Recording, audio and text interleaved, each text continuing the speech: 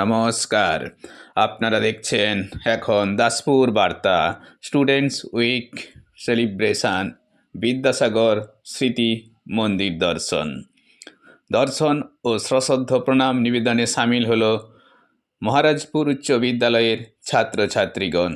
তারা শিক্ষক মণ্ডলীর তত্ত্বাবধানে তাদের জানা অজানা তথ্য পর্যবেক্ষণ ও বিদ্যাসাগর মেলায়ও অংশগ্রহণ করেছে।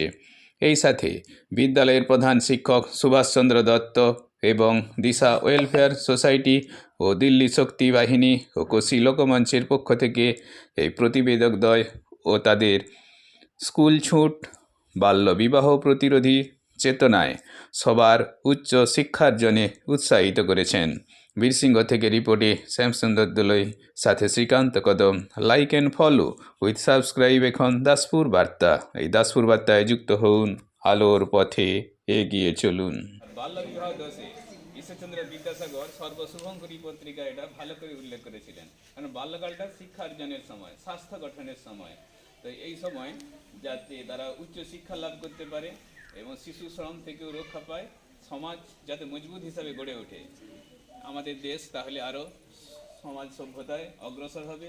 তাই বিদ্যাসাগর চেয়েছিলেন, সেই প্রয়োজনীয়তা এখনও প্রয়োজন আছে।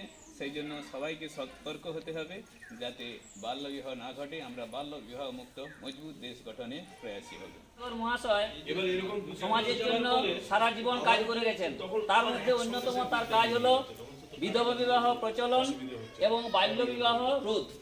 আজকে আমাদের মহারাজপুর হাই স্কুলের ছাত্রছাত্রীরা এই পণ্ডিত ঈশ্বরচন্দ্র বিদ্যাসাগর মহাশয়ের কর্মধারাকে সামনে রেখে তার জন্মস্থান অর্থাৎ এই স্মৃতি মন্দির দর্শনে এসেছে।